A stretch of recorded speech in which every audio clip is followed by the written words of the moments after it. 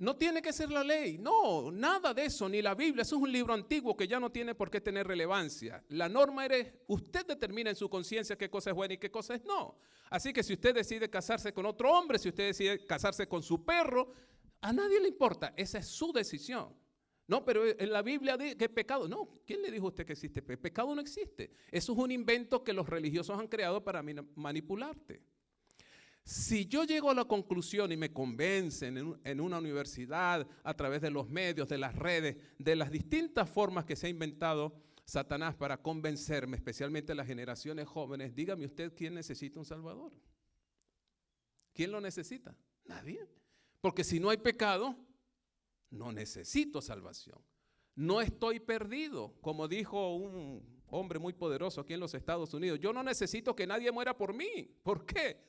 Porque yo no tengo problema. Entonces, si el pecado no existe, no existe salvación. Otra cosa que le ha funcionado muy bien a Satanás, eso le ha funcionado bien a él para las generaciones nuevas. A las generaciones más antiguas los ha confundido con relación a qué cosa es el pecado.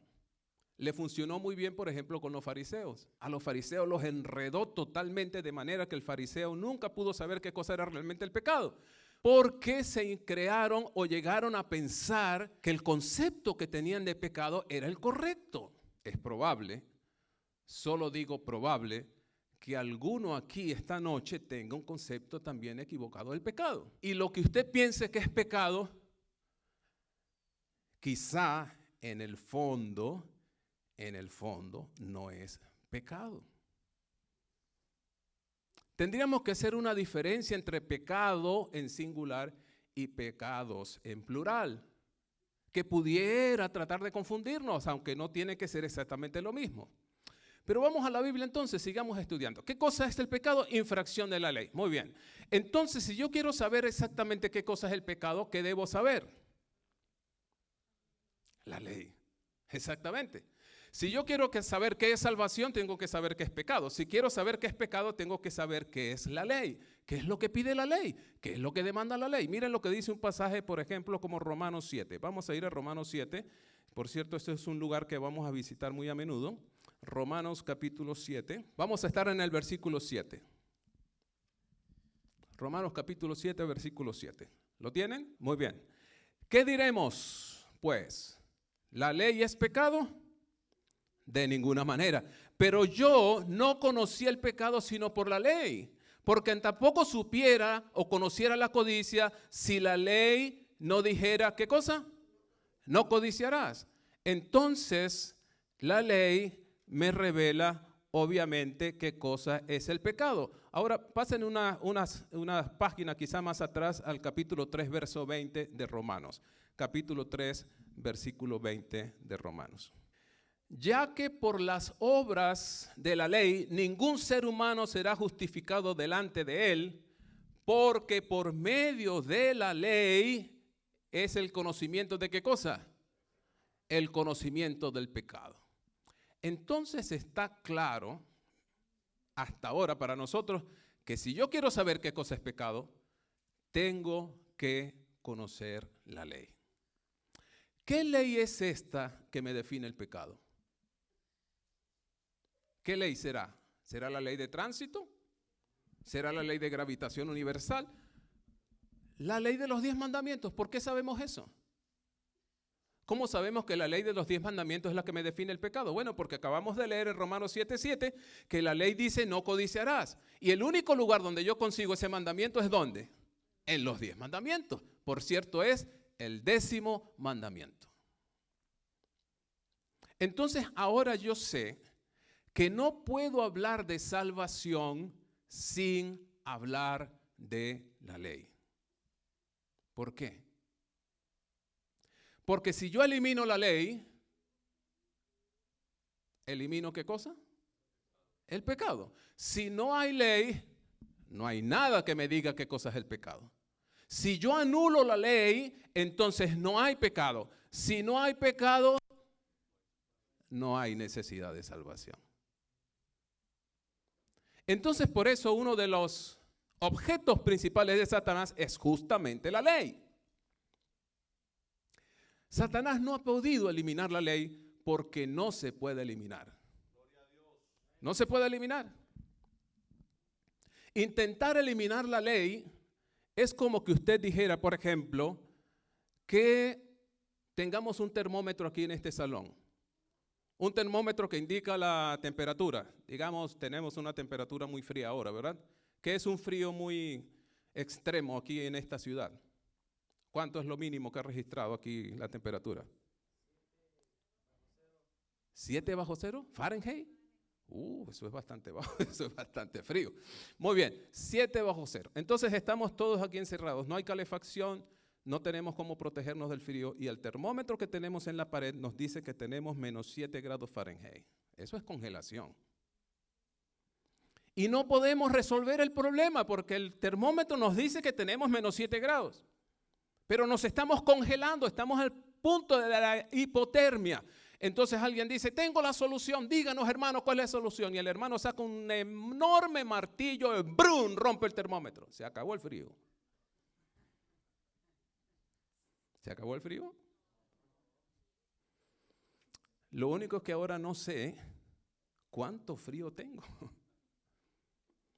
Lo mismo pasa con la ley. Los buenos hermanos de otras denominaciones religiosas que quieren quitarse el problema del pecado de encima han hecho justamente lo mismo. Vamos a romper el termómetro. Es decir, no hay ley y proclaman con mucha sinceridad, Cristo vino a librarnos del pecado. ¿Cómo lo hizo? Que eliminó la ley en la cruz. Eliminó la ley, así que ya nadie tiene que guardar la ley. ¡Qué manera tan buena de librar el pecado! ¿Pero eso se puede hacer? No, la ley de Jehová es eterna, dice el Salmo 19. No se puede cambiar. Entonces, como la ley no se puede cambiar y Satanás lo sabe, ha inventado algo que le ha dado buen resultado. Ha confundido a la gente con relación a lo que realmente demanda la ley. Ha confundido a la gente en cuanto a la interpretación de la ley. Porque no es suficiente tener una ley, es necesario saber interpretarla. Por eso los abogados tienen trabajo. Si la ley fuese algo que fuese de comprensión espontánea, nadie necesitaría un abogado. Pues sería suficiente con nosotros tener el texto de la ley, ¿no es cierto? Y cada ciudadano con el texto de la ley en la mano se defendería solo. Pero resulta que la ley es compleja, necesita interpretación y por eso los abogados existen. La ley de Dios también necesita ser interpretada. Si yo no la interpreto bien, voy a llegar a un concepto equivocado del pecado. Y si yo no comprendo el pecado, entonces tampoco voy a comprender la salvación. Muy bien, ¿me están siguiendo? Aquí mi buen alumno me está siguiendo. Si yo no entiendo la ley, no entiendo el pecado. Si no entiendo el pecado, no entiendo la salvación. Fue lo que pasó cuando Cristo vino. No lo entendieron. Vamos a esforzarnos por entender, con la ayuda de Dios, ¿qué realmente exige la ley? ¿Quién podría interpretar la ley mejor que nadie? Sino el que la hizo. Amén. Cristo, que es Dios encarnado, el mismo que promulgó la ley, no en el monte Sinaí. Recuerden que la ley es eterna. Eterno es algo que ha existido ¿desde cuándo? Desde siempre. Entonces la ley, que es un trasunto del carácter de Dios, ha existido siempre, pues el mismo creador de la ley, Él tenía que enseñarnos la ley. Vamos a ir al sermón del monte de Jesús en Mateo capítulo 5. Jesús está interpretando para nosotros la ley. Miren lo que dice Mateo capítulo 5, versículo 21. Mateo capítulo 5, versículo 21. Oyeron que fue dicho a los antiguos, no matarás. ¿Qué mandamiento es ese? Sexto mandamiento. Y cualquiera que mate será culpable de juicio. Ok, hasta ahí vamos bien. No hay ningún asesino aquí, ¿verdad? No, aquí nadie ha matado a nadie. Pero, versículo 22. Cuidado cuando Jesús dice pero, porque lo que viene es terrible. Es terrible. Pero yo les digo que cualquiera que se enoja contra su hermano será culpable de juicio, y cualquiera que le diga necio a su hermano será culpable ante el concilio, y cualquiera que le diga fatuo quedará expuesto al infierno de fuego. ¿Qué es lo que pide la ley? ¿Qué es lo que exige la ley? Los fariseos habían entendido que la ley y los mandamientos tienen que ver con conducta. Entonces, básicamente, si la ley lo que me pide es una conducta correcta, el pecado es una conducta equivocada. ¿Estamos de acuerdo? En ese concepto de pecado, si el pecado es una acción mala o una acción equivocada, un error, la salvación, por consecuencia, consistirá en corregir la conducta, corregir el error. Pero ese concepto de pecado o ese concepto de ley está equivocado desde su fundamento. Y Jesús lo está diciendo con ese pero. Se está anticipando lo que sus oyentes están percibiendo, lo que ellos han aprendido desde niños, de generación en generación. Matar es malo, quitarle la vida a otro ser humano es malo. Ahora Jesús les está enseñando, no necesitas disparar contra alguien para matarlo.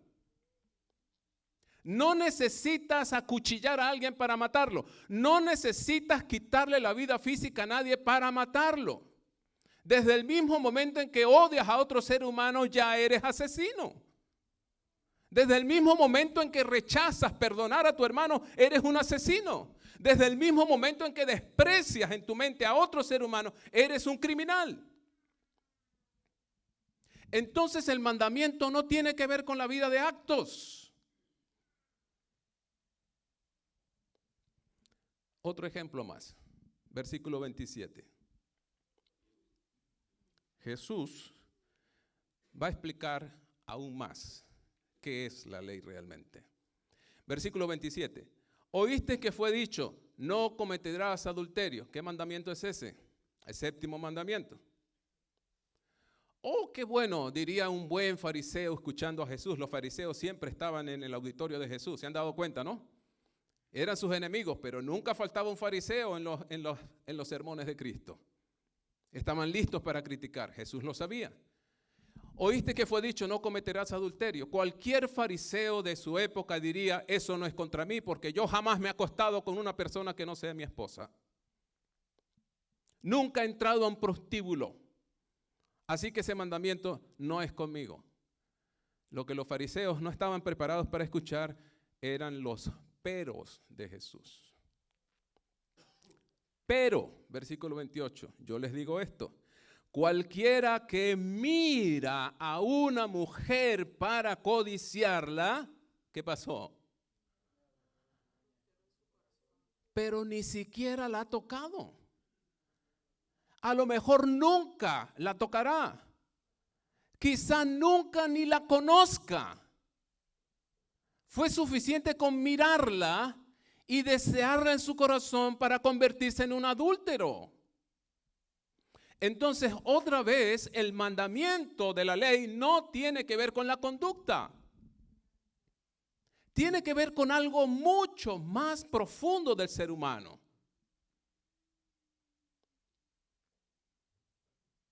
¿Estamos empezando a entender? Al entender la ley voy a entender qué cosa es el pecado. El pecado no es portarse mal. Esos son pecados en plural. Matar a una persona no es pecado. Cometer adulterio, acostarse con una persona que no es mi pareja legal, no es pecado. Quitarle a otra persona algo que no me pertenece a mí, no es pecado. Son pecados, pero no es el pecado. Ahora, recordando lo que dijo Juan el Bautista aquel día, cuando dijo, aquí está el Cordero de Dios, ¿qué dijo Juan? ¿Que quita los pecados? o que quita el pecado. O quita el pecado, la madre de todos los pecados. La razón por la que usted y yo necesitamos salvación es porque nacimos en pecado. El Salmo 51, David lo reconoció allá en el Salmo 51:5. ¿Recuerdan lo que dice allí? He aquí, en maldad he sido formado y en pecado me concibió mi madre. El mismo razonamiento, la misma comprensión tuvo también el apóstol Pablo cuando dijo lo siguiente en Romanos capítulo 7. Vamos a ir a Romanos capítulo 7, por favor.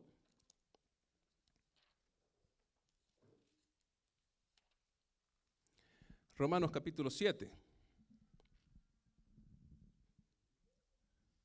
Vamos a leer, por favor, el versículo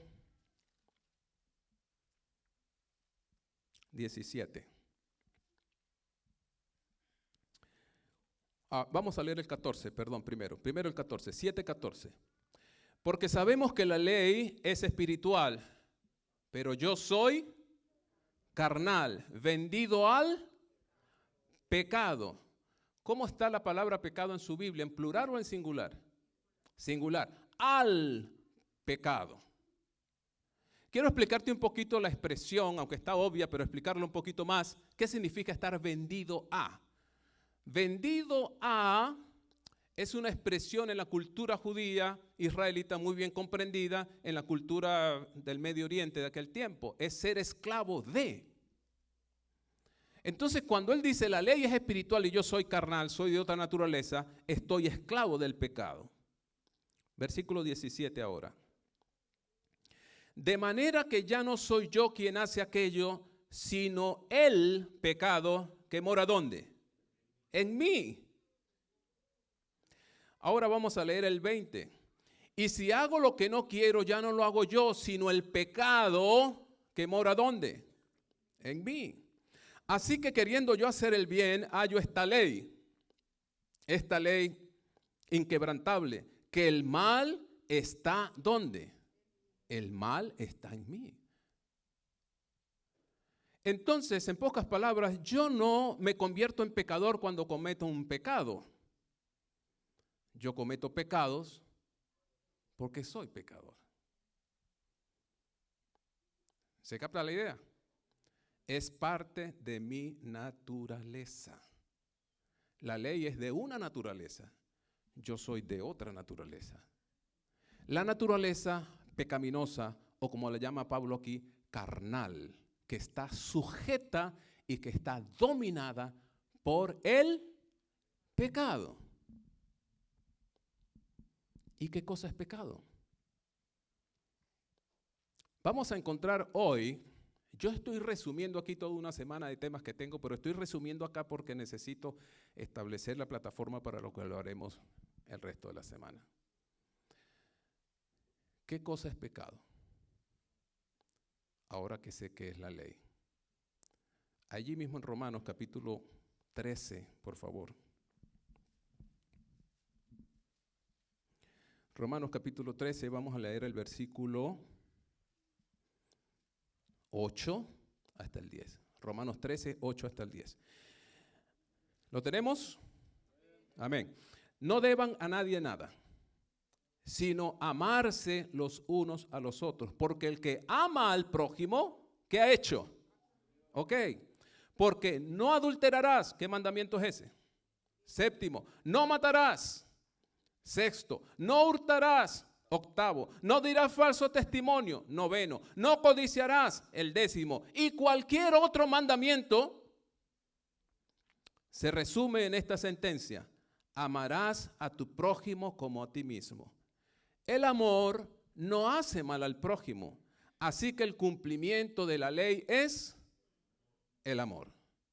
¿Qué cosa es el cumplimiento de la ley? El amor. Muy bien, ahora estamos preparados para la nueva definición de pecado. No nueva porque no existiera en la palabra desde siempre, sino nueva porque no es la que manejamos nosotros ni siquiera en la iglesia. ni en los estudios bíblicos que le damos a la gente.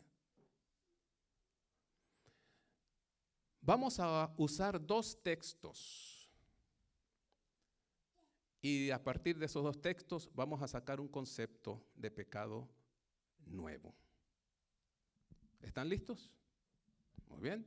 En su mente imagine un pizarrón. Escriba en una esquina de ese pizarrón el concepto de pecado de 1 de Juan 3:4. ¿Qué cosa es pecado? Transgresión o infracción de la ley. ¿Ya lo escribió? Muy bien. Del otro lado del pizarrón, ahora en su mente, imaginariamente, escriba el concepto de Romanos 13:10. El amor es el cumplimiento de la ley. ¿Ya? Ahora escriba en el centro cuál o qué cosa es el pecado. ¿Qué cosa es pecado? ¿Me siguen? Vamos otra vez. El pecado es infracción de la ley.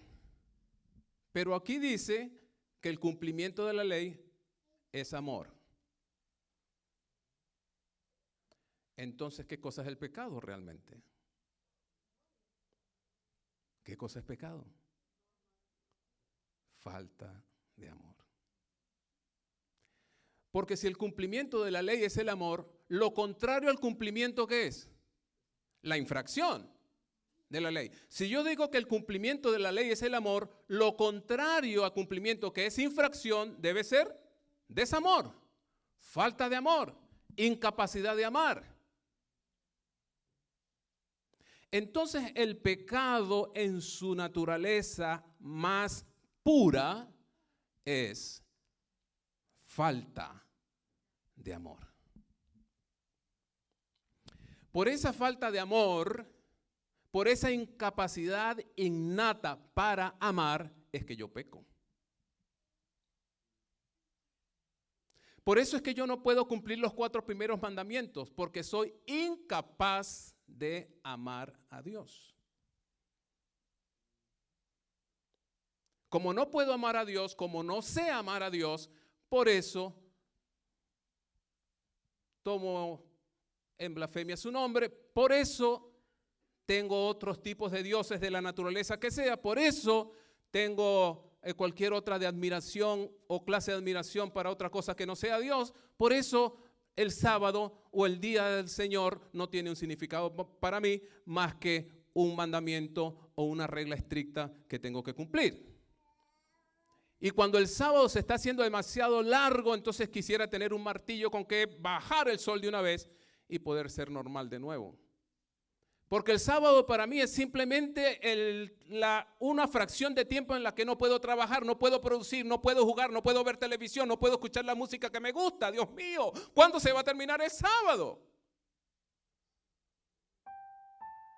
¿Me está siguiendo? Como yo no soy capaz de amar, puedo traicionar a mi esposa y engañarla. Como yo no puedo amar, puedo hacerme con algo que no es mío. Como yo no puedo amar, puedo codiciar y envidiar lo que otro tiene. Como yo no puedo amar, entonces puedo odiar. Como yo no puedo amar, no puedo guardar ni un solo mandamiento. Porque Romanos dice que cualquier otro mandamiento se resume en amar a Dios y amar al prójimo. Un intérprete de la ley le preguntó una vez a Jesús: Señor, ¿cuál es el gran mandamiento de la ley? Y Jesús le respondió: el gran mandamiento de la ley es: amarás al Señor tu Dios. ¿Cómo? Con todo tu corazón, con toda tu mente, con toda tu alma, con todo tu ser. Y el segundo es parecido o semejante: amarás a tu prójimo. ¿Cómo? Como a ti mismo. De estos 2 mandamientos dependen toda la ley y los profetas.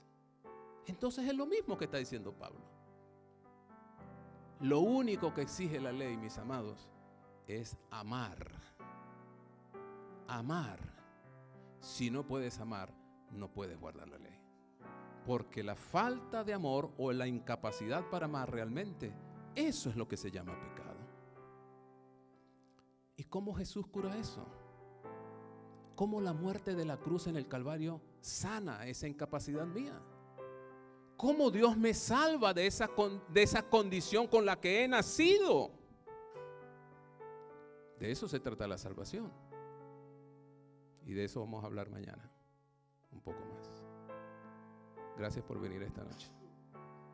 Gracias por acompañarnos y mañana le esperamos de nuevo porque esto apenas comienza. Dios te bendiga.